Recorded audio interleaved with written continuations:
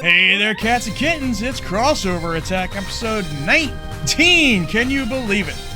I am Eric Freshley here, along with Constellation Explorer Hunter Davenport.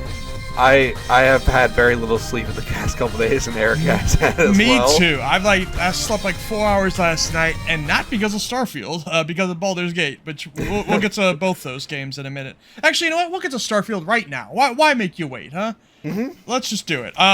So I haven't played. Just real quick, I was planning on. So I don't really want to dive in deep until I'm finished with Baldur's Gate 3, but I thought I was just going to do a mess around stream on the day it launched, where I was just going to be a homicidal maniac because it wasn't my real playthrough, so who cares?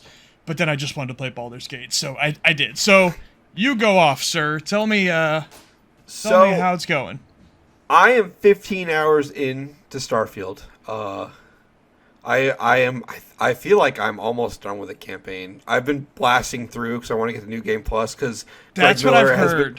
Greg Miller on Twitter has been going off for the past couple hours, being like, New Game Plus is the best in this game. And I'm like, I want to see what it is. And not just him. I've heard that from Tom Warren, and several people are like saying that you just want to beat this campaign and get to the good stuff. And I don't know what that means, but apparently there's something waiting for you.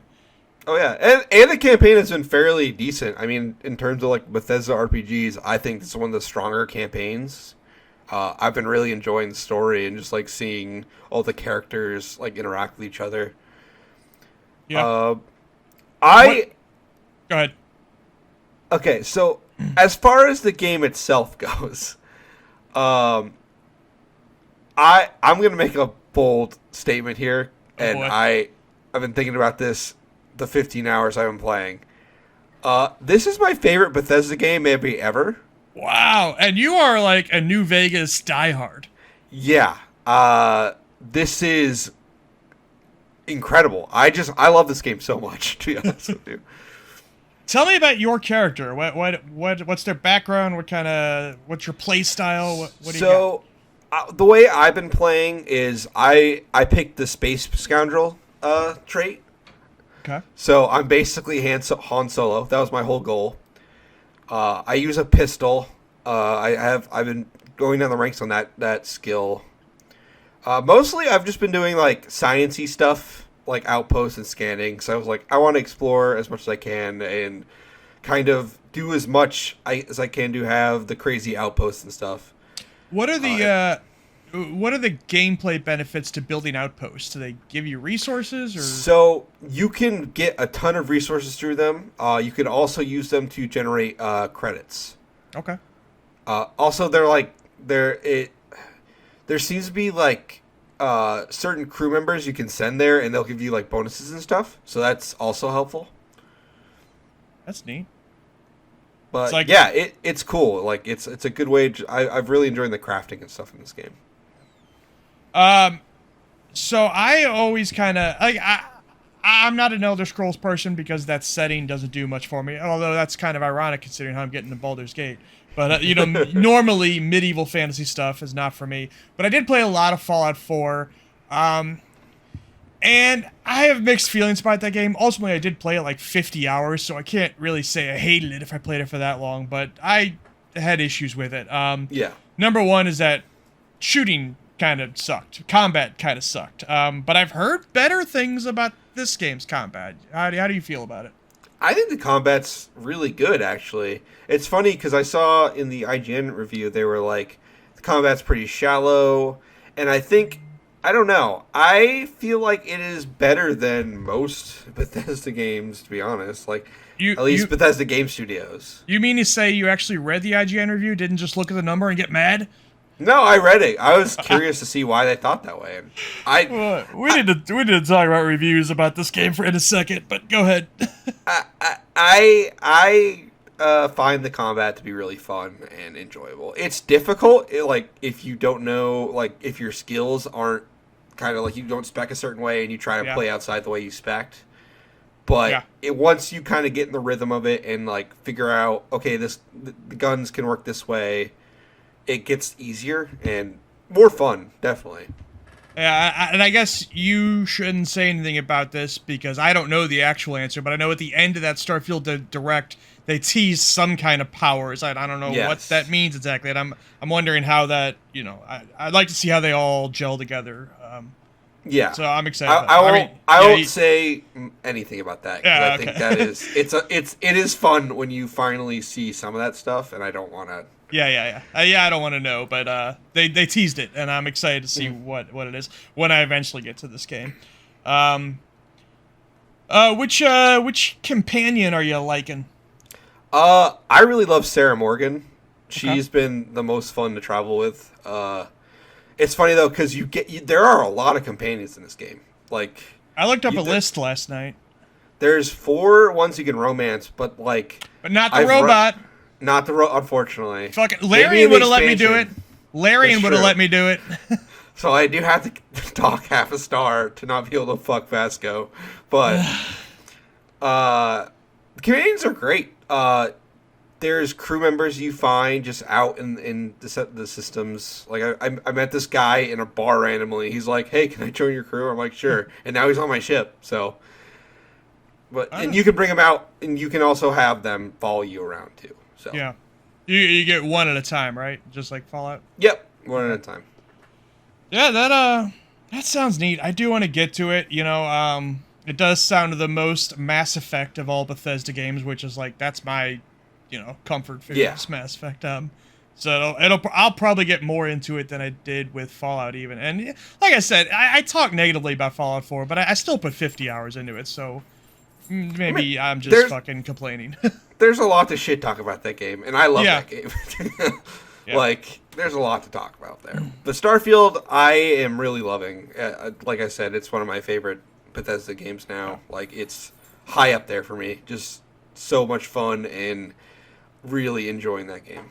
One of the complaints I have heard about it is also a complaint I have about Baldur's Gate is that the inventory in neither game is very good. It's just hard. It's just probably hard to do in these RPGs where you can pick up everything. How do you sort that out? I don't know. I think the problem is juggling a lot of systems, and they kind of didn't feel. It doesn't feel like they kind of thought about what that inventory system would be a whole lot. But I will say, once you get the cargo stuff onto your ship, it does help tremendously. Good. Oh yeah, you didn't tell me. Have you built ships? Yeah, I've been messing around with that. I've seen a lot of people say it's complicated, and it is a little complex. But I didn't really find it that hard to build things. Good. So. Yeah, it's been a really enjoyable game. Probably my game of the year so far. Honestly, I'd put this a little ahead of game of the year, but that's just personally for me because I don't know in the larger sense of game of the year. I'm gonna say Baldur's Gate 3 is a better video game in a lot of ways. Yeah, that's what I was gonna say. You came in the other day and said you had no complaints about Baldur's Gate. I don't, but I really love this game. What a fucking I know this is trite and every single podcast has said this, but goddamn, what a year! Yep.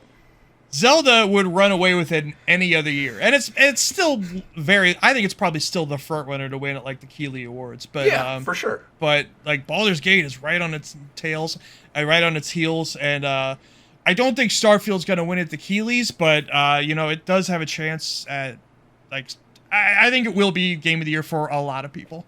Yeah. It'll probably be the number 3. I don't know. Hey, and maybe even Spider-Man will shock us. And hey, there's still a new 2D Mario. Which we'll talk about that in a minute. Yeah, how about reviews for this game, man? It is oh man, it's dicey out there. Okay, I obviously haven't played the game yet. The 2 ones that are standing out are GameSpot and IGN because they were 7s when most other people were in the 8 or 9 range. And 7 is not. First of all, it's not a bad score at all. No. And secondly, it's not that far off from the other ones. I just think it's the fact that it's the 2 biggest websites that is making people lose their minds. And Dan Stapleton talked about this on Twitter today. When this happens with a multi-platform game, nobody really cares that much. It's just these first-party ones that either if you're a PlayStation guy, you want to fucking shit on it. If you're an Xbox guy, you want to hoist it up. And both the people are crazy. Yeah, and it's sad too because everyone everyone I've talked to, like people like are generally in agreement that the game is great. Like it's not there's no real argument to be had. It's just, people for some reason think reviewers are bullying them or whatever when they say they didn't enjoy a game as much. Yeah. And it's got an 88 in OpenCritic. Like, that's a damn good score. That's a really damn good score. I think that's like 4 below Elden Ring or something crazy like that. Like, it definitely would have got a 90 with co-op, but that's neither here nor there. Yeah, hey, you know what? If this game was co-op, it would be crazy. I know, but that would be very hard for them to do. I'm mostly, like, I would love it, but I don't blame them. I'm just kidding around. Yeah, on the review thing, I don't know. I kind of look at it as like it doesn't really matter to me because at the end of the day, I love the game, or no one's really if you attack someone for loving a game, you're just the lamest person. Yeah, you absolutely are. And even if you attack them for not loving a game, if you attack them at all, just like, all right, you can say I don't agree with it. You can even say, hey, I'm not going to read this person's reviews anymore. I disagree with that strongly. But fucking, that should be about as far as you go. You shouldn't be attacking. You shouldn't be hurling racial slurs at a woman on Twitter because you disagree with their opinion. Absolutely. Anyway, so this game got stolen. A couple days before release, a dude, I guess he worked, I don't know what store it was, but he worked at some store, and he stole a whole fucking pallet of copies of this game, apparently, and he was leaking. How? He's the guy who leaked 40 minutes of footage, like a couple days before it came out. And by the way, actually, the game is still not out, technically. But no, it's in early access. Yeah, for whatever that means. And then he started selling copies of this game, and they arrested him. Like, leaking footage is one thing, but when you start selling copies, what the fuck do you think's gonna happen? And his face was in the footage. This is like that guy who got outed for leaking the Kojima game because they could see this reflection in the screen. If you're gonna be a criminal, at least be a smart one, I guess. No shit. By the way, I am, yesterday I had a bit of a cold. I feel better today, but, if I'm rubbing my nose a lot or sneezing a lot, I apologize, everybody.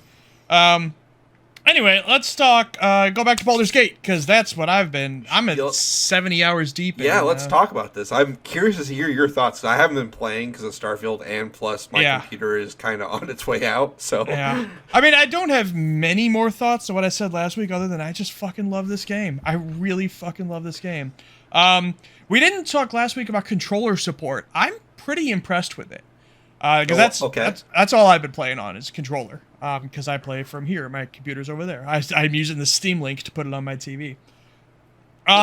It brings up, when you hit right bumper or left bumper, it brings up radial menus. And that's basically takes the place of your hotbar, or radial menus. And you can customize them completely.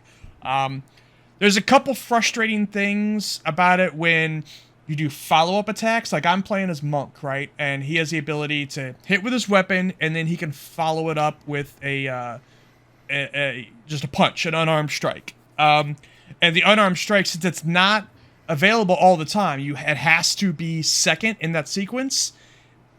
It goes away from my radio menu, and then they put it back on at a random spot. So that's kind of annoying, but all your normal shit I can customize completely. It's just those follow-up attacks where it's say you have to do something first in order to get that attack. Those are the ones that get annoying. But that's a minor grievance. Overall, for such a heavy CRPG, I'm pretty impressed with how they made controller support work. The inventory system sucks, though, just like Starfield. Now, I am using a mod that made it a little bit better. You know, everybody has those alchemy pouches, and what are the other pouches by default? The camp supply pouch, where, if you pick something up, it'll automatically go in there. I'm using this mod that now gives me a pouch for arrows, gives me a pouch for scrolls, gives me a pouch for bombs. So that kind of automatically sorts things a little bit better. It's still not perfect, but it's a little bit better. I'm also using a mod that allows me to bring out my entire party at a time. So we're rolling 7 deep through this bitch. Damn, dude. It will be 10 by the end of the game. and I'm loving that. It does make the game super easy, but I don't care. Like, I kind of realize, and I do this with XCOM too, I don't want a challenge, I just want to do cool shit. Yeah. And my party's doing cool shit, and we're never dying, and it's awesome. There's nothing wrong with playing on easy at all. Yeah, well, this is like turning easy up to even easier. I did for a while, I thought, all right, well, with a party of 7, I should maybe turn it up to the medium difficulty. And I did that for a second. I was like, no, I'm going back down. We're just steamrolling it, but it's still fun. We need to discuss the news about this game in regards to the Xbox version. At Gamescom, they met with Phil Spencer behind closed doors. They made the deal.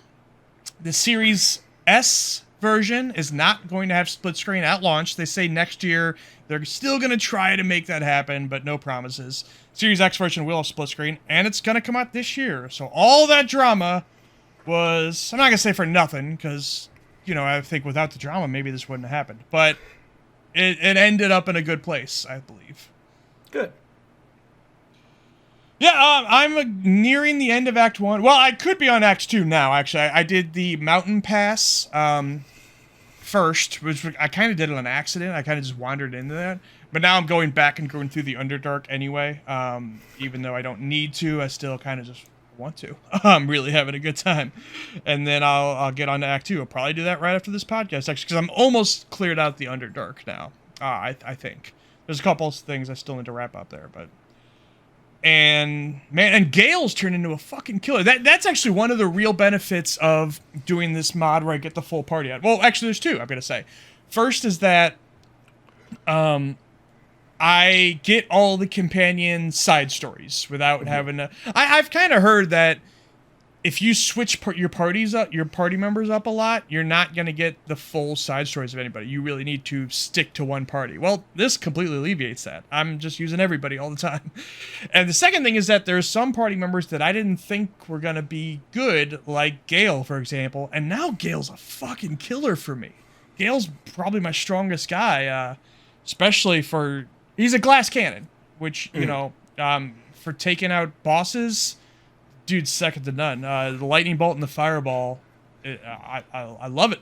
You're gonna get an ability in Act 2 that is, I don't know how to put this without spoiling it, but I've read a lot of probably like skill trees and stuff, so I probably Gale becomes the ultimate weapon. That's happened already. Yeah. Yep. Okay. Good. You met that guy. Okay. Yes. Yeah. That happened. At the beginning of the Mountain Pass. Well, no, I guess it was the end of the Mountain Pass for me. Just remember, you can do that at any time. Oh, I took it off my radial trees just so I don't hit it accidentally. There was a couple times when I was going through Act 2 where I was like, I could end this right now. Yeah, that was...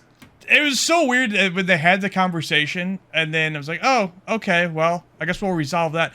But the weirdest thing was seeing it on my hotbar afterwards. Like, oh, yep. I could actually do this. They're not fucking around here. That's crazy. And I guess, there's a certain time they want me to do it, but I'm not going to do it at all. I'm starting to like Gale, so I'm going to save him. I was planning on... I think I started this playthrough planning on playing as a bad guy, and I couldn't do it. No, I'm being a good guy. As soon as I saw Shadowheart, I was like, okay, maybe. Yeah, I love Shadowheart. I am actually right at the part now, I think, where I'm going to find that group of Dark Justicars, or their ruins. The Shar's Temple guys, yeah. Yeah. So I think that'll make her happy. And that game makes me happy. Yeah, there you go. I'm loving the hell out of it. Fantastic game. Yeah. And guess what? Next episode in 2 weeks, I bet you we're going to talk about Starfield, and I bet you we're going to talk about Baldur's Gate. Yeah, yep, that's probably going to be the case for a while, actually. Yeah, I think we're going to have a special guest next episode. I won't say who, because it could fall through, of course, but... We'll see. Yeah, we're planning on it now. Right now, they are penciled in. Let's get to our topic, and it's a bad one, unfortunately. We got a string of bad news stories in games this past 2 weeks. The first was Bioware laid off 50 people, which is about 1/5 of their workforce. They're about 250. And Jeff Grubb did some reporting, and he kind of illuminated what's going on here. There's a couple factors at play. The first thing you got to know, and I didn't really realize this, I think maybe they talked about it last week, but it didn't sink in for me.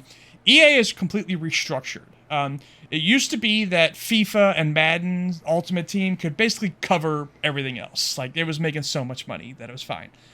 But now EA has split into EA Sports and EA Entertainment, and as far as money goes, never the two shall meet. The Madden money doesn't go to Bioware anymore, at all. And so now EA Entertainment has to basically cover its own bills, and it's not doing a great job of that. Nope. Apex Legends internally is now officially on the decline. Obviously, now, that doesn't mean it's dying tomorrow. That doesn't mean its numbers are bad, but they think it's past its prime and it's now on a downward slope. A real slow downward slope. Like, it's still a healthy-ass game. No, don't get me wrong, but they don't think it's going to grow anymore. And in combination with Battlefield still being a goddamn mess, that EA Entertainment has decided they have to cut a lot of costs. And Bioware has not released a game in a long-ass time. And it seems that a lot of the people there who were let go were senior, long-tenured people. Like, the people who wrote Baldur's Gate 1 and 2, or one person who wrote Baldur's Gate 1 and 2 was let go. Like, these are not junior staffers. These are not just, entry-level. These are top-level people at Bioware. So that doesn't feel real good about the future for Bioware. And things were starting to look up, I thought. But, boy. And this is not, by the way, when I first read this headline, I thought this was a connection to them shuffling the Old Republic off to another group. But it's not that team, apparently. This is separate. Yeah, it's a real bummer, especially as a fan of Bioware. Like, it's not fun to watch them flounder like this, It sucks that they're kind of the target of EA right now, but I hope everyone involved can land on their feet fast. Yeah. Yeah, and it's just it's especially a bad look in the wake of Baldur's Gate, because the first two Baldur's Gates were made by BioWare, and BioWare, it's hard to say now because they've had so much staff turnover, but they probably could do something similar to that. I mean, the first Dragon Age is not that far off from like a CRPG. Yep. It's not. It was supposed to be like the legacy successor to those games. Yeah. And unfortunately, it's gone the way it has. I mean, I love Dragon Age, but yeah. I'm gonna be honest. I'm like, I don't know if Dragon Age Dreadwolf is gonna be that great. Yeah. I have very little hope, to be honest. I agree. Now, internally, the word is they're still pretty happy with how Dragon Age is shaping up, but, hey, that's them. Like, I mean... Yeah, it's not us. Right. It's like, they're close to it. Obviously, it's their baby, right? So they're not going to look at it as the same lens as everybody else. And plus, hey, even if it is looking great now, how's it going to look with 50 less people in your last year? I don't know. Also, apparently, a lot of people from the Mass Effect team have been pulled onto Dragon Age in order to try to wrap it up, which pushes Mass Effect back even further than it already was. Dragon Age has been internally delayed a couple times now. They were originally planning on releasing it in September this year, so it would be out like in a month. That didn't happen, obviously. They pushed it back to, I think, March of next year, and then pushed it back again to summer right now. Is what they're internally planning on, and that could get pushed again. Like, as a matter of fact, I wouldn't be surprised if it is a holiday. Especially with that's another news item we should have added, that the SAG-AFTRA has authorized strikes in the video game industry. I saw that headline, and the reason I didn't add it is because I don't know what the hell that means. I think it's EA, Disney, so WB, and a couple other studios. Are going to delay a lot of games now. Well, so are they actually going on strike, or was this like... they authorized the strike, so it's probably going to happen. Damn. And this is voice actors, correct? Mm-hmm. Yep. Man. So... Whew. And we're not done with the bad news yet. Blackbird, who they made Minecraft Legends and Hard Space Shipbreaker, I believe, and a couple of things. They also laid off 40. Mm-hmm. Our old favorite, the Embracer Group. A couple months ago, we talked about some failed deal they had that was really fucking them up bad. Well, we found out who it was with Savvy Games, who is a Saudi royal family affiliated company. And then just after finding that out, they announced they're shutting down Volition, makers of Saints Row and Red Faction. They're gone. And that was weird to me because I thought it was just like last month or maybe 2 months ago that they were talking about Volition getting absorbed into Gearbox, so that they were basically going to help them out with Borderlands and whatever else for the time being. And then they just shut them down completely. Yeah.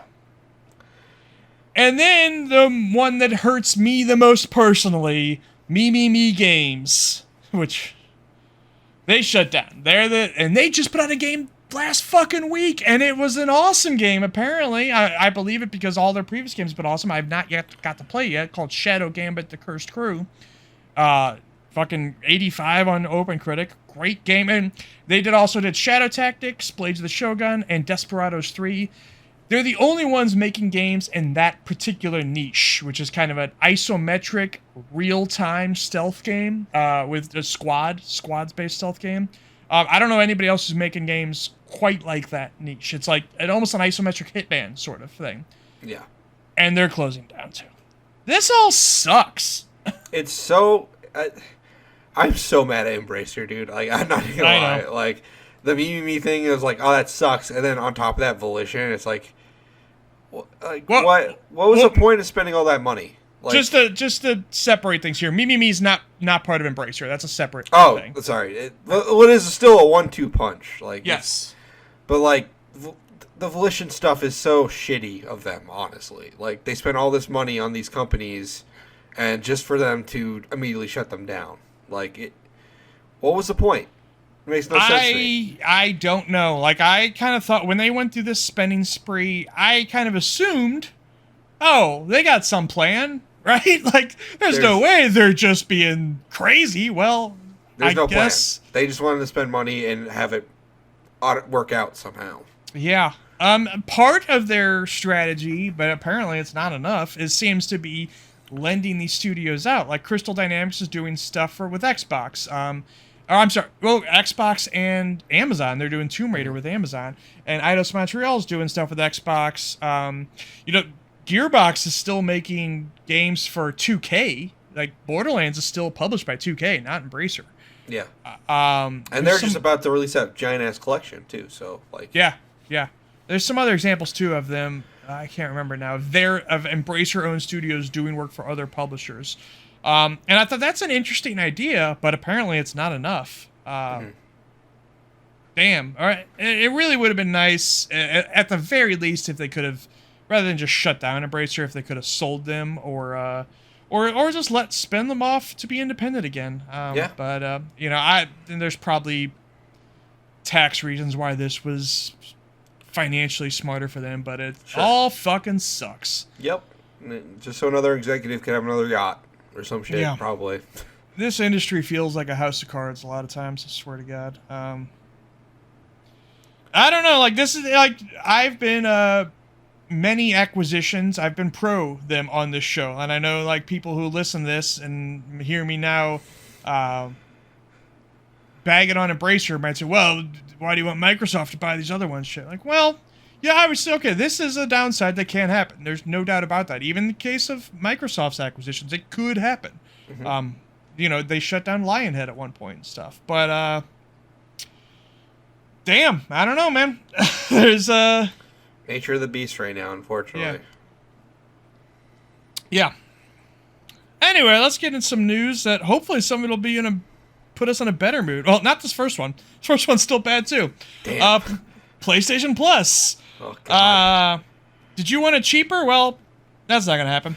But that was just a terrible intro to that story. I have no segue. Anyway, PlayStation Plus is going up. We saw Game Pass go up 2 months ago, but Game Pass went up. Game Pass you don't pay for annually. You can only pay for a monthly, and I think they have some 3-month deals too. Yeah. But PlayStation Plus, you can pay for annually, so this seems like quite... You get much bigger sticker shock on this. The Essential tier is going from $60 to $80. That's a $20 increase. Yeah. Extra is going from $100 to $135. And Premium's going from $120 to $160. And even, like, all these tiers are still confusing to a lot of people. I barely feel like I have a handle on it. Yeah. And now you go from this, like, who's going to look at that $160 price tag on Premium and fucking go for that? I'll tell you this. I canceled my PlayStation Plus because of this, because this is too much money for a service that is, like, barely even necessary to enjoy the PlayStation. Like, absolutely. I canceled mine a little while back, and it wasn't like there wasn't one moment for me. It just, I barely use my PS5, honestly. Yeah, like, that's where I'm at. My Xbox is probably my number. And, you know, my Xbox and Switch are probably tied for like my number 1 and 2 console. I played both those a lot, and the PlayStation just never. And it's not the PlayStation's fault or anything like that. It's more like I'd much prefer to play the Sony exclusives. That's why I have it. Like, sure. And there hasn't been a lot of those. No, and you know, especially, and I've talked before that a lot of the ones they do make are not to my personal taste. So, look, I loved Ratchet. I loved Astro Bot. Have you played Returnal? I have not. I bought it on sale. So, problem with Returnal, well, it's not a problem. It's a great thing about Returnal is that they added co-op. Mm-hmm. My problem is Lisa doesn't have a PS5 yet. So, okay, that's why. Okay, yeah, I was curious because that seems like right up your alley. I know it does, and I don't know if she's gonna get. Yeah, you know what? She's not gonna get one anytime soon. So I probably should just play it, or find a buddy to play it with. But also, you know, how many fucking games do I have to play right now? Yeah, exactly. But Returnal does look awesome. But anyway, yeah, this is too much, and you know. I think we sometimes forget, or at least I forget, like, this kind of reminded me, is that cloud saves are still attached to PS Plus. They're free on Xbox, and they're free on Steam. On PlayStation and Nintendo, you still got to pay for them, and that shit sucks. I don't know, man. As Xbox puts all their games on PC on day one, and PlayStation's starting to put games on PC, like, paying for multiplayer at all is just feeling... Doesn't seem right. Yeah, I know. Like, and it probably never was, but I didn't really care that much until, like, I guess just the fact that I think it is all these games going to PC from first party is making me feel like, this really is starting to... Doesn't make any sense at this point. Yeah. No, it doesn't. They just know they can get away with it. And so far they have, but I'm wondering as more and more go to PC if that's going to change. If people are going to start to get upset about that, because it is shitty. Anyway, Jeff Keighley came out in Germany and fucking got attacked. And he murdered somebody. Yeah, not attacked, I guess, because the guy didn't hit him or anything. But yeah, he got bum rushed again. This has happened twice now. This asshole came out and started yelling about GTA 6 and Bill Clinton and. Whatever. I don't want to point fingers here, and I don't want to blame anyone for this happening because it's not truth. But I will say, maybe coming out and interviewing that kid the second he did it at the Game Awards was a bad idea. Who interviewed him? Jason Schreier interviewed that kid immediately afterwards. I didn't know that. Yes, he did. Wow. I have seen clips of that kid popping up. I guess he has a podcast or whatever. I've seen clips on YouTube. He's one of these assholes who's all like going after OnlyFans girls and shit. He's a loser. That's what it is. Fuck that guy. I don't know if this guy is attached to the German guy's attached to the other one or whatever, but fucking this has to stop. Yeah, this is the stupidest thing anyone's ever done ever. To be honest with you. Maybe you could laugh at the first one, but now after two, it's not funny anymore. Now it's like, come on, guys. Now it's unsafe, honestly. Like Todd Howard was out there just 2 minutes later. If fucking that guy could have rushed Todd Howard. Yeah, but then Todd Howard would have killed him, like with like eye lasers or something. That guy scares me. Shit. So yeah, I expected the Game Awards this year will see a lot tighter security, and good. You know, it sucks that I had to come to this. Keeley, whatever you think about him, he doesn't deserve this shit, but that's where we're at now. So he's got to get on this. But there was a little bit of news that came out of Gamescom. Not a big show, like, you know, I don't think any of us expected it to be. I think it was kind of right in line with expectations. Yeah. I had fun watching it, but not real blockbuster stuff. Age of Empires 4 was shadow dropped onto console. Yep. That's great. They did a great job with controls on Age of Empires 2. I haven't played 4 yet, but I'm sure it's the same. Cyberpunk is looking good. I still have not played that game. That'd be another big-ass Cyberpunk RPG. is so dope. It's looking, especially like everything they're talking about, all the changes that they've made, or they are making with this new expansion. Yeah. It's looking really cool, and now I kind of want to play it, and I don't have time to play it. Yeah, that game's really good. I recommend waiting, though, until the expansion. Oh, yeah.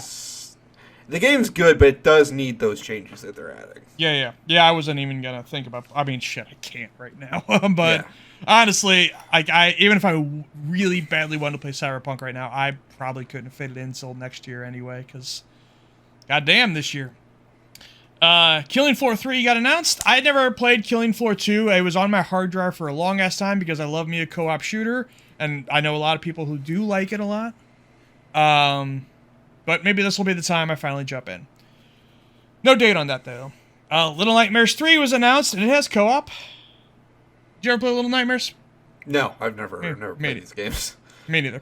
But I know people do like them a lot. Although this one, it seemed like the developer moved. It's now... Is it Supergiant now? I think the... Supergiant? The Until Dawn people? Or Supermassive. Sorry. Yeah. Yeah, that's actually not a bad pick for them. Honestly. Yeah. From what I looked at, right when this was announced, I looked at it. Now I can't remember. I think Supermassive did a port of Little Nightmares 2. They weren't the lead developer, but they handled, and now they're doing Little Nightmares 3. Mortal Kombat 1 still pumping out them trailers, and they're still looking really goddamn good. Yeah. Mortal Kombat. Ooh. I'm getting excited. I was talking myself out, because all I play in these games is the campaign, and I was talking myself out of buying this one. I'm like, I shouldn't pay $70 just to play campaign, but now I think I'm gonna. I'll say this about Mortal Kombat 1. I will buy it when it's $10 on Steam and when it comes with all the DLC. Yeah. That's when I'll do it. Gotta play as Omni-Man. Yeah, I want to play as Omni-Man. That's all I care about. This trailer had General Shao, not Shao Kahn, General Shao. That's pretty cool. I will say some of the changes are cool. You there? What? Yeah, I'm still there. Yeah, you cut out there for a second. Some of the changes, what? Some of the changes are pretty cool. Yeah. General Shao and Sindel are revealed as playable characters. Mutaro and Shinjinko were cameos. Mutaro as a cameo is fucking awesome. That is very good. Tekken is out in January, and it has Kuma, the bear. Yes. Plus, also it has a kind of an arcade area that looks a lot like Street Fighter's. Yeah, but it's not. It's not online. It's the funniest part. Oh, it's not? It's not online. Oh, I didn't know that. That's great. So, a couple notes about Kuma. I was listening to Castle Super Beast, and they were talking about him, and it's like the funny thing about Tekken lore is Heihachi has everything's funny about Tekken lore.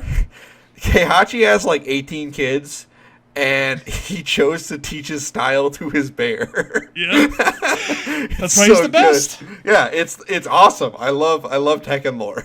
I think Kuma fights exactly like Heihachi in this game, which is just hilarious. It's amazing. Last note on Gamescom, Zack Snyder's annoying as fuck. Final Fantasy 16.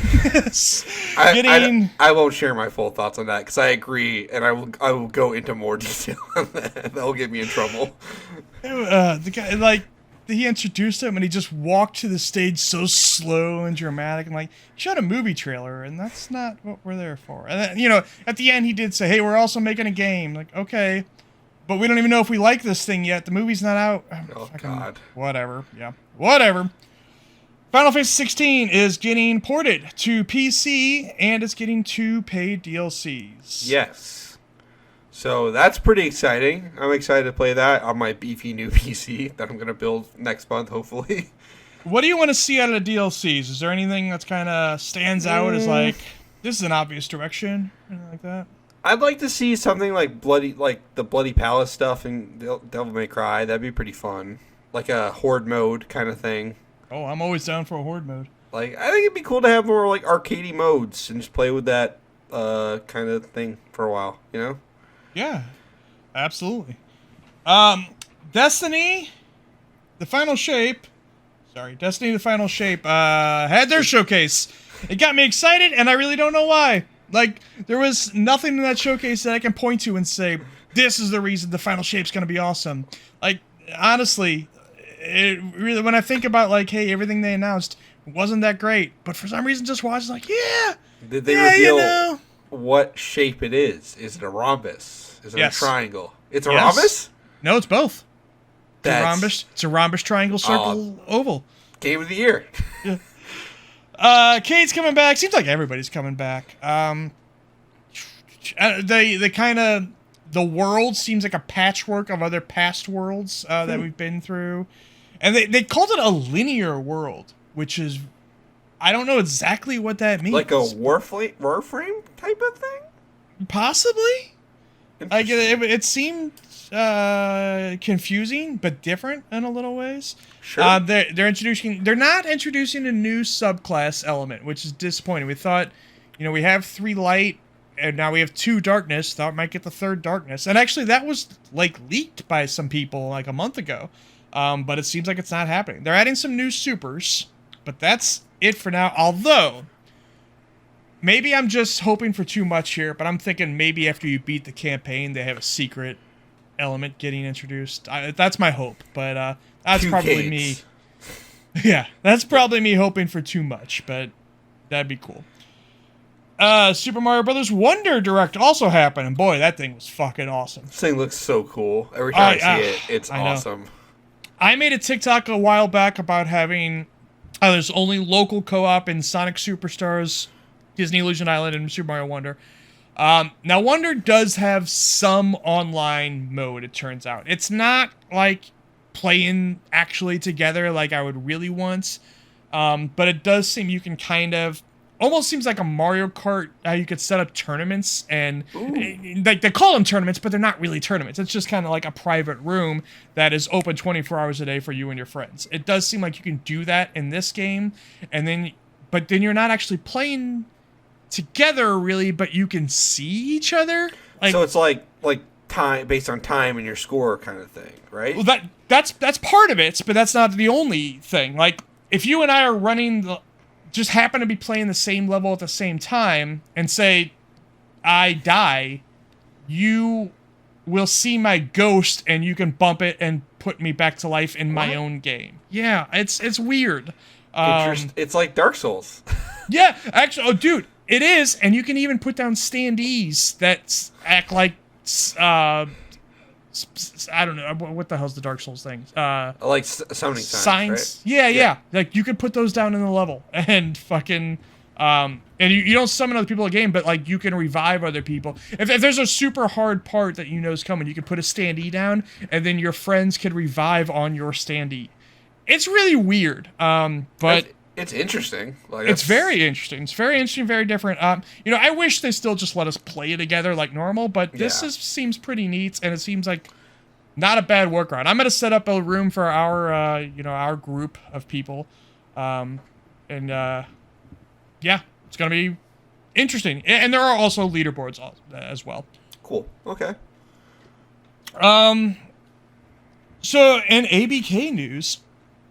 This is now, I guess it's going back like 2 weeks now, but we haven't had an episode in a little while. Because, by the way, we haven't mentioned it off top. I know our normal schedule, we would have had it last week, but then we wouldn't have been able to talk about Starfield, so we pushed back. Yeah.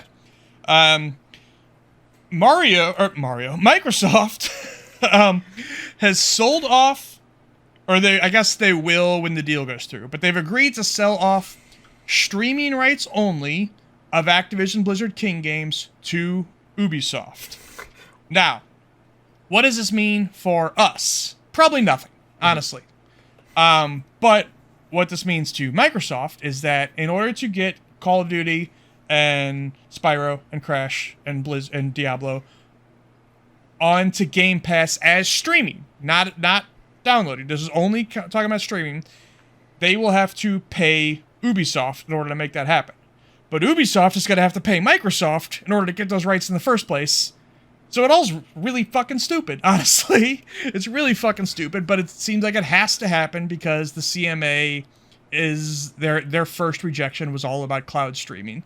So now they're just kind of setting up this like detour that seems completely unnecessary, but whatever, it's what they're going to do. And that goes for 15 years. Well, actually, hang on. It's games. It's all past ABK games and all the games they're going to release in the next 15 years, but they will belong to Ubisoft in perpetuity. So, the Call of Duty that releases in 14 years from now, the streaming rights will always belong to Ubisoft. The Call of Duty that releases in 16 years will belong to Microsoft. It's so dumb. What the fuck? Yeah, it's so dumb. Like, what does the CMA think they're accomplishing here? It's not. I'm not going to call it smart because it's not, but it is clever because it's like they need to do something, and it seems to be like calculated and be like, there's no way you could possibly say that this is like anti-competitive. Absolutely. Like, if they reject this, then they just have to fucking close over the CMA or something. Or I don't know. Like, because then there's no pleasing them if they don't accept this. This is just the dumbest shit. It's stupid. Yeah. Charles Martinet is retiring as the voice of Mario. Godspeed. Yeah. He's still going to be a Mario ambassador. Okay. I guess he's probably making an appearance at that Nintendo Live thing that's going on right now in Seattle. I would presume. Although I haven't seen any pictures of him there. But, yeah. Do you think he has been... Alright, so Mario, for the longest time now, it's pretty much been Wahoo and It's a Me and, the same stuff. And the wah, wah, wah, wah, wah. Like, do you think he has been recording new lines for each game, or have they just been using the same ones for the past 10 years or so? I'm sure he's been recording new lines. It's hard to tell because it's been how long? Like, I think he came in at Mario 64. Yeah, it's been like 2 decades. Yeah. Like, I think he was recording stuff for sure because like he had to have been. Or what are they paying him for at that point? Well, I mean, I would presume they still, even if he's not recording new lines, they still have to pay to use him. I mean, I guess that's going to depend on his contract. Because he doesn't just do Mario either, is the other thing. Yeah, that's true. Yeah, and I guess like Luigi's Mansion especially, Luigi does, he talks more than Mario typically does, so he probably needs new lines. And of course, WarioWare, he talks all the fucking time. Yeah. So after they released a ton of WarioWare games. I guess in a way he does do a lot of work for them, and maybe he's old too. He's like 60 something. Like it was gonna happen eventually. Yeah. He's also though unionized, and some people think maybe this is Nintendo trying to get out. I don't think of that. That's the I case. hope not. But I think like he's Nintendo, just fucking old and is like, I'm tired. I hope that's the case, but hasn't Nintendo been using a lot of non-union voice actors and a lot of different stuff? Wasn't that a thing around Zelda that people were upset about? I don't know, man. I feel like it was. I don't know this Doug Bowser guy, but yeah. Well, I mean, wouldn't be a decision made by... This would be a Japanese decision for sure. I don't know what it's like over there. That company is weird to me. Well, yeah. It was rumored a couple months ago, the Chinese Room, which is the studio that did Everybody's Gone to the Rapture, Amnesia, A Machine for Pigs. A couple months ago, they released a video, just like a behind-the-scenes video at their studio, and you could see in the background of on one monitor back there, it said Vampire the Masquerade Bloodlines 2. So people, and if you remember, Vampire Bloodlines 2 lost its developer a while back, and nobody knew who was developing it yet. Embracer I think it's Embracer, said, we got a developer, but it's not going to tell you who it is now. Well, guess what? It's the Chinese room. Like, big surprise. That rumor was true. Yep. I've never played Vampire the Masquerade. I've also never played a Chinese room game, so I don't really have any feelings on this at all. I have very little hope for this game. Well, I'm going to grab water. You tell me why. So, I've played a couple Chinese room games. Their walking sims are very good. I won't shit on them for that. I played Machine for Pigs, and that game is very bad. Oh. That is a very bad horror game / amnesia game. So, I don't play horror games at all, so I know nothing. But I kind of thought generally people just like all the amnesia games. There's good ones and there's bad ones. And Okay. a Machine for Pigs is the bad one. One of the bad ones. Well, let's hope for the best, I guess. I mean, I'm not going to say I hope the game's bad, because that's stupid. Sure. I wish them all the luck, but I am not feeling very confident in their ability to make this game good. You know, Vampire the Masquerade comes from tabletop games. I wish that they would be making a Baldur's Gate style game in that universe. Me too. Maybe they will eventually. I hope that Baldur's Gate leads to Vampire the Masquerade and Shadowgate or Shadowrun. I hope, like... Give them the Larian too. Why not? Well, yeah, that'd be fantastic. But they can't do them all. But, I think they should, though. Yeah. I mean, you know, NXL does a good job with Wasteland, and that's not too far off. They should do it too. Why not? Yeah. The Pokemon Company, they wants to make better games, but they don't want to slow them down. They still want to release at least one a year, sometimes 2 a year. Stop. How are you going to do that, Pokemon Company? So what they're saying is they want to make shitty games. Yeah. Yes. Stop doing this. They say they're looking into it and trying to find a solution. Well, there is a solution, and it's not this. Stop doing this bullshit. Yeah, I know. Although, you know, I really liked Legends Arceus a lot. I do too. Yeah. And but it doesn't perform well on, like, technical level. Pokemon Company, if you're listening to this, fucking stop. And you are. We know you are. Yeah, I know you're listening to this podcast. Fucking stop. That's my one advice to you. Stop. There was a THQ showcase. Now, like, this is going a little while back now. But there was a THQ showcase. There's only really one thing notable. Well, actually, did we talk about the Ninja Turtles last Ronin? Yeah, we did. That was last episode. Then why didn't we talk about South Park? Or was that two different? Am I getting mixed up? Two different? Whatever. South Park game's happening. South Park Snow Day, a 4-player co-op game, and that's kind of all we know. It's next year. There was a time I was really into South Park, and that hasn't been for a long time, and it never got to the point. I guess I gave up early, and not because I thought like it got bad. I just kind of got busy and just stopped watching. Yeah. And I hear that today people think it's gotten bad. I wouldn't know. I don't know. But hey, I like co-op games. I don't know what kind of co-op game this is, but we'll see. It's just kind of funny that it's back at THQ now. Because remember, Stick of Truth started at THQ. And then it left, and now it's back at THQ. I hate South Park, so I'm not really going to play this. Did you ever see The Book of Mormon? No, but I've heard people say it's good, who I trust. It's fucking unbelievable. Okay. It's truly like, that'll make you believe in those guys. Okay. I might, if I can find a way to watch that, I'll check it out. I don't even know how you would. Like, they came to St. Louis. I've seen it twice in St. Louis. I don't know. They talked at one point about making a movie about it, but that was years ago, and I guess it just didn't happen. So I don't know how you would see it now, but man, that was unbelievable. The PlayStation Portal, which was originally the PSP. Yeah, well, that too. It was the Project Q, is that right? Yeah, that was what it was originally called. The price is not as high as we feared. It's only $200. That said, I still don't think... All right, so if you don't know, this is a handheld thing. It's like a DualShock with a screen in the middle of it. But it only is remote play. You can't even do, like, cloud streaming to it. So...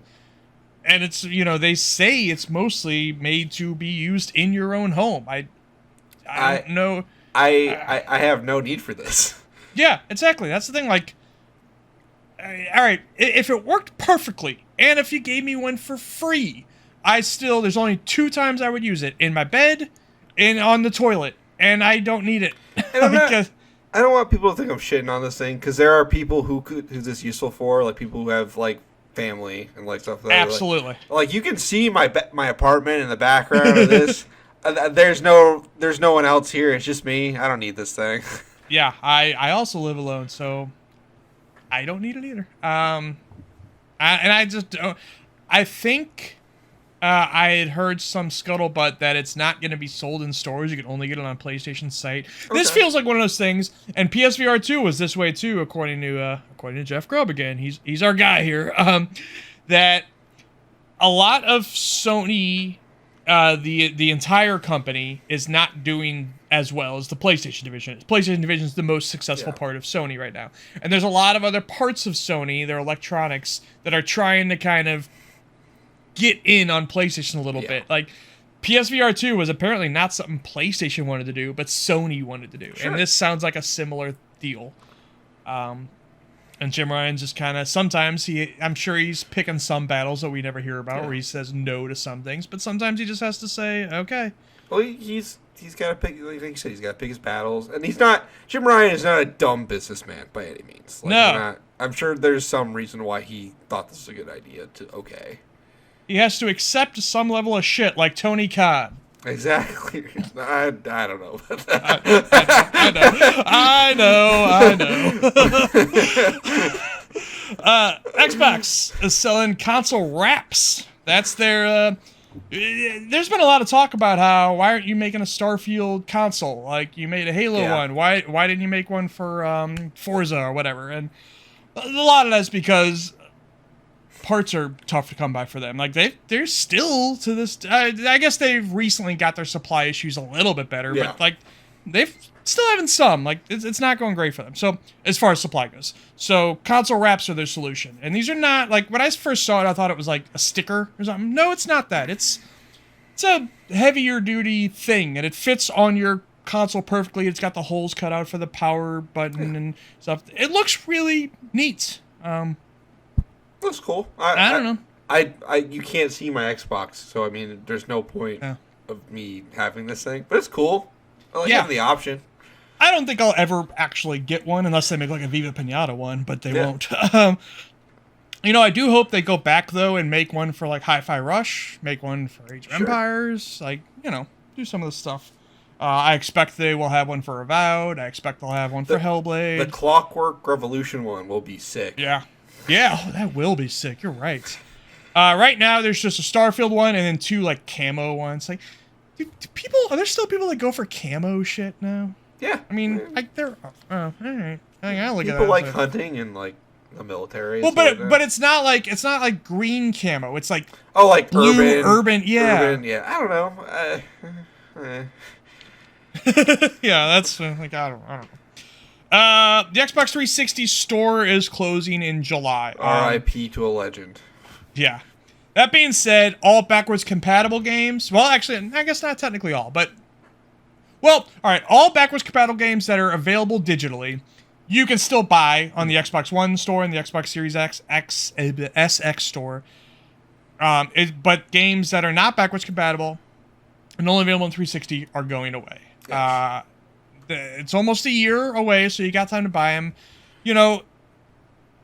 This sucks, obviously. This is never a good thing, but I guess they're doing it the best way they can, as far as they give you a year head start.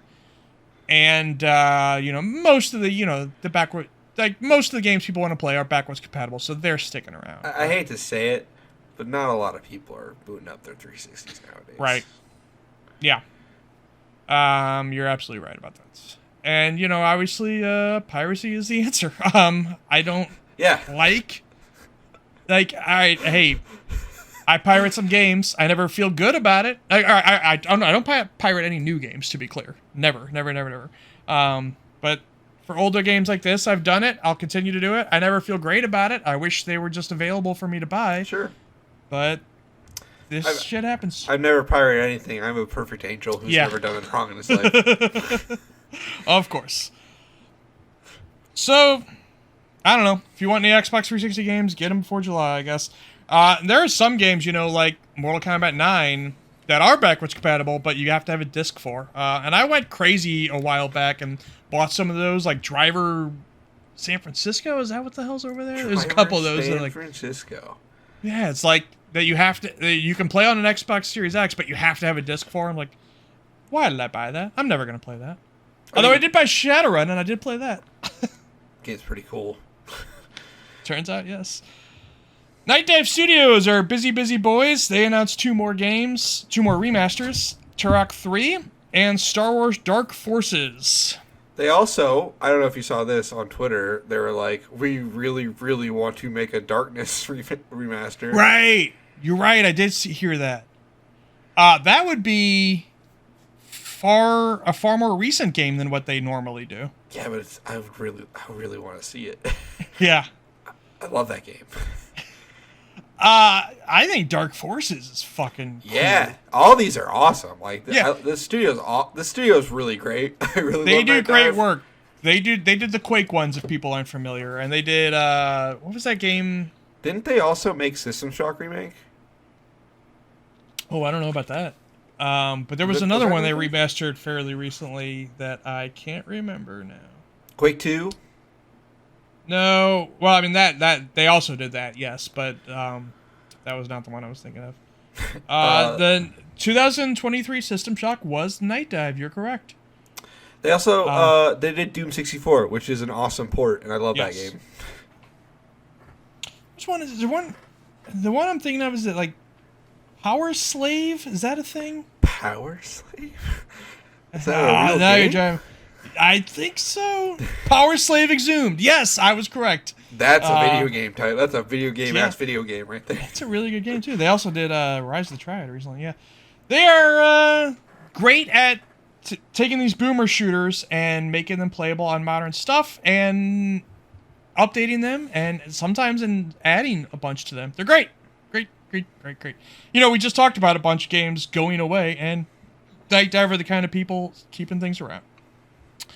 Epic Games, you know them. They're the Unreal Tournament guys. Yeah. And nothing else. Yeah. They've never made a video game after that. Their store, they announced a first run program. They had already been giving an 88-12 split? Something crazy like that, yeah. And it still is, that's still going to be a split on most of their store. But they're offering this program where if you go exclusive to the Epic Store, and I think this is only on PC, you can still come out on consoles just fine, but you just basically can't be on Steam. For 6 months, you get to keep 100% of your net revenue. Now this immediately sounds desperate, but I've kind of heard scuttlebutt that the exclusive thing has been working out well for them. Yeah. So I wouldn't know if I don't know if I would call it desperate. If it's just maybe them just saying, hey, let's go further in the direction that's working. Yeah. Hey, the Epic Game Store is not bad by any means, but and they're I don't blame them for almost anything they're going to try because they're up against it with Steam. Steam is like a monopoly that people are rooting for, which is bizarre to me. Well, but that's Steam needs competition. That's just absolutely. And any way to get more people like against them is good. Yeah, I would like to see the Epic, and obviously there's, like you said, it's not by I'm not a PC player, so I'm kind of talking out my ass here, but I agree that I don't think it's bad. Obviously, there's still work to do. It's not as bad as it used to be. When it started, it was really Right. bad, but now it's like way better. It's kind of like, from what I hear, the Game Pass app on PC is similar. Is not great, but It's getting there. Yeah. Slowly but surely. Yeah. Final thing, the Fallout show is going to be out in 2024 and is set in LA. They gave a small sneak peek at Gamescom to people who went and saw the Starfield presentation. Mm-hmm. Now, some off-camera footage of that did get out there. I watched it. Looks good, I think. Yeah, looks like Fallout. I mean, it's hard to tell from cam footage. But, Yeah, I know. That's why I don't have a whole lot to say. But once that's out, I'm excited to watch it. Power armor looks like power armor. Hell yeah. What else can you ask for? Yeah, that's it, I believe. Now I'm gonna go play more Baldur's Gate. I'm gonna go be a pirate on Starfield some more. Whee! Are you a pirate? I've been dabbling every once in a while. You know, kind of flirting with the idea. Okay. You just told me you were a good boy. Well, you know, in Starfield, Oh, okay. In space, there are no rules. Yeah. How about Comic Club? How about Comic Fan Club's Zone? coming back. Frank and I have been discussing bringing it back. I'm hopefully going to record something with him this weekend. I got to talk to him tomorrow. But yeah, we're working on stuff. We are definitely going to be back in time for Game Awards because we're going to stream that again. So Nice. I will also be streaming. We'll have competing streams. that's right. 1-on-1, head-to-head. Hell yeah. Put us on both your monitors, people. That's right. You can have both. Well, I will be right here. I have not. So I was streaming Baldur's Gate when I started it. I've kind of stopped because the way I play that game, I think I spend so much time in menus. I think it would be boring. That said, when it comes to Xbox, I plan on doing a 4-player playthrough, and I'm going to stream every minute of that because I think that's going to be chaotic. I'm really looking forward to that. When I eventually get to Starfield, I will stream that as well. Other than that, I haven't really been streaming a whole lot, but I'm sure I'll pick back up again soon. I got a list of shorts I need to make. Anyway, that's here on youtube.com/FreshleyStreamGames. And we will be back in 2 weeks. Probably talk about Starfield. Probably talk about Baldur's Gate. Although, will anything else be out by then? I don't really think so. I mean, the next thing I'm looking forward to is Spider-Man. So, like, this is like a month off for me. One more Cyberpunk came out. I didn't get to play that. Mortal Kombat's the 19th. When's our episode? We'll be on the 16th. We'll be right before Mortal Kombat. Yep. So yeah. There was also the Ninja Turtles DLC, but I have not jumped in yet. So we'll probably be talking Stargate and Baldur's Gate, but I think we're gonna have a special guest. So look forward to that, and we will see you later. Goodbye. Bye.